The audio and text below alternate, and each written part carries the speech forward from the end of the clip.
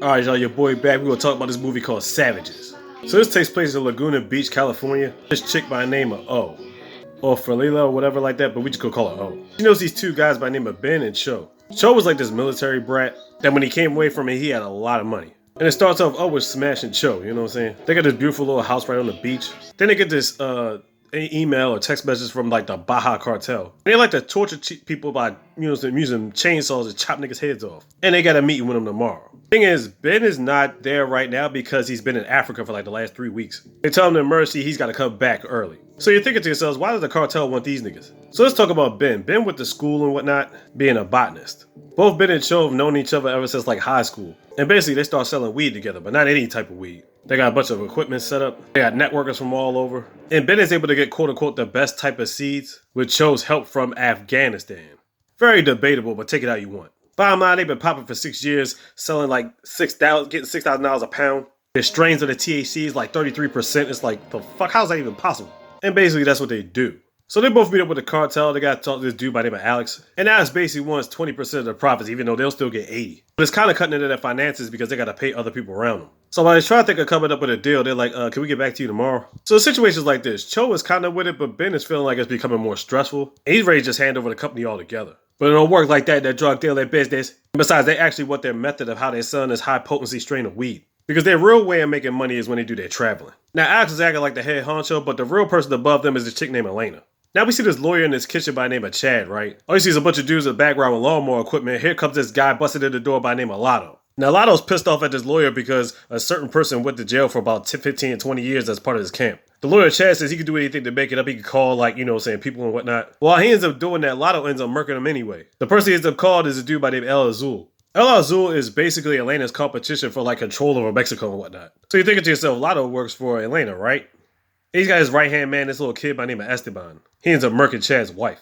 So now as we get back to the crew, Ben and Cho pretty much try to get out the game altogether. They talk about going to Indonesia somewhere. And O's with the plan, and basically they want to take her with her too, but she's got to go get her passport back from her mom's house. They're supposed to do this tomorrow, but tonight they're just celebrating and going out having dinner and whatnot. The thing is, Lotto's been on their trail. He was actually listening to the conversation when Ben was talking with Alex. So yeah, Lotto's all over the damn place. So next day, O wants to make a trip to the mall, and she's got to go get her passport. Cho's got a bunch of his Navy SEALs. He wants one to go with her, watch after her and whatnot. So while she's in one car heading over to her mom's house, the Navy SEAL follows behind her. She's able to get the passport, now she's heading towards the mall. But as she's getting to the mall, the police stops this Navy SEAL. Turns out he not real police, he works with Lotto. He ends up duffing the steal. He up out of there in these streets. So now she's basically by herself in the mall. And who's following behind her? Esteban. Now we get to this one scene in the mall where she's walking past this chick. This chick ends up being this lady named Madria. Madria's on the phone talking to Elena. That's right, that's her daughter. Madria is Elena's daughter.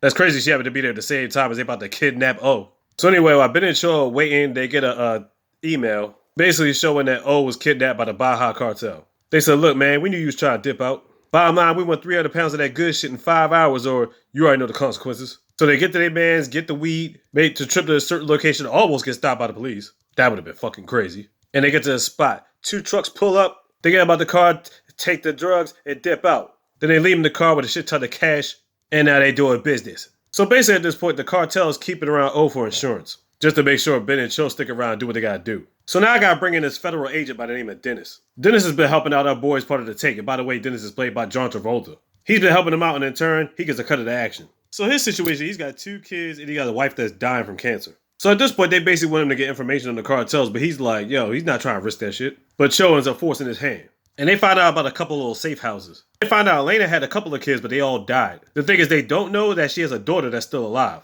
So Dennis kind of hits some information from them, you know what I'm saying? So we come up on this scene where Ben and Cho are about to hit this random little stash house in the middle of the desert. Now Ben is all about peace and tranquility and whatnot. He's never hurt nobody, killed nobody, did none of that stuff. But Cho coming from the war is the exact opposite with his army men and Navy SEALs and whatnot. He's like, look man, you ready to get your hands dirty? Because this is about to happen. And technically it was Ben's idea, so They end up blowing up some trucks and getting the business popping.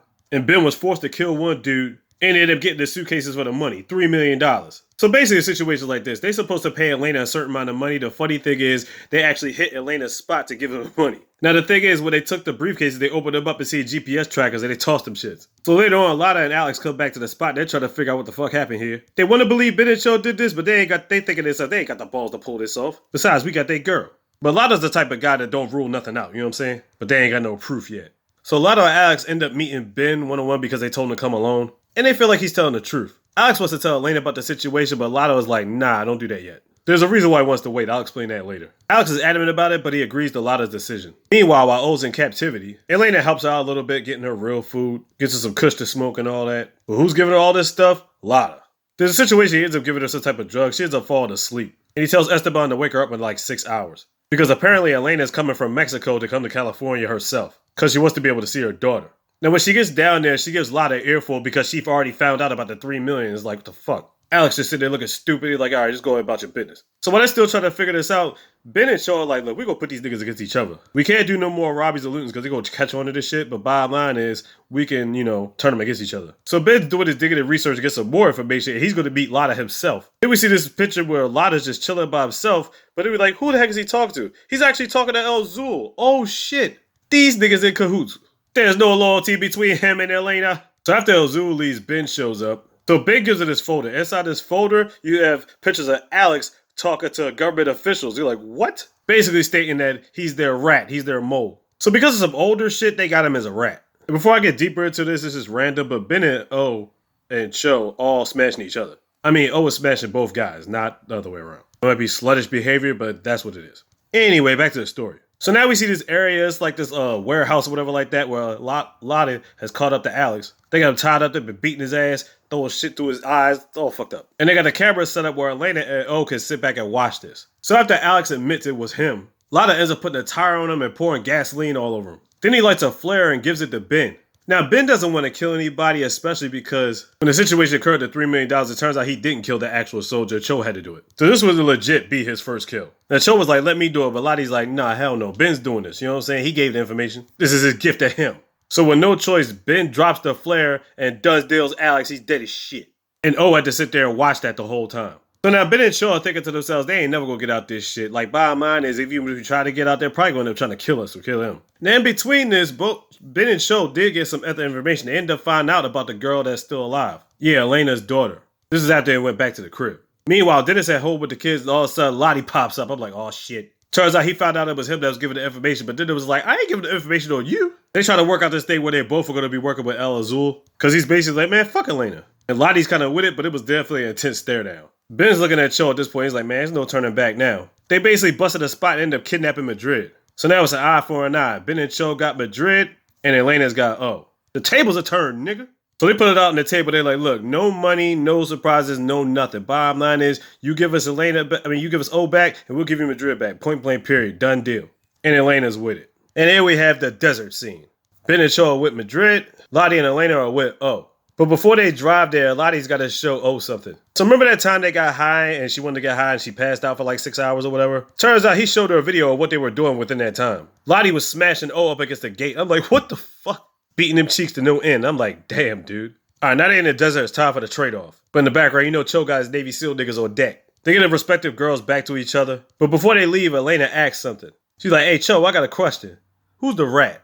And he gives this look and he looks over at Lottie. He's like, oh, shit. So she turns around, Lottie pops her ass, done deal, dead as shit. And then the whole shootout breaks out. Cho ends up getting shot in his leg or something like that. Ben ends up popping Lottie, but Lottie pops up in his neck. Lottie's trying to crawl away, but O's got a gun in his neck. He's done deal, dead as shit. And then Ben, Cho, and O are all just lying there, pretty much looking like they're about to be done deal, dead as shit. At least Ben is. They take these EpiPens, they're just laying there. And then we got a flashback because we found out that's not what really happened. Now we go back to the original scene, what's really supposed to happen down there. So back to the trade. They're about to make the trade-off, right? So as Elena and O are getting out the car, Lottie gets back in the car, dips off on them like, oh shit. Then all these helicopters swarm around, U.S. Marshals and everything come down, and Dennis is leading the troops. Elena gets arrested for like 30 years. Her daughter ends up getting away. Ben and Cho only get up locked up for like a couple of weeks because Ben still got a lot of information on Dennis, obviously. Dennis gets a Congressional Medal of Honor and whatnot. O ends up in like parts of Africa. I think she's in like Kenya. The other two, Ben and Cho, end up in like some parts of Indonesia or something like that. Dennis gets credit for taking down one cartel, but there's another cartel growing with Lottie and El Zul.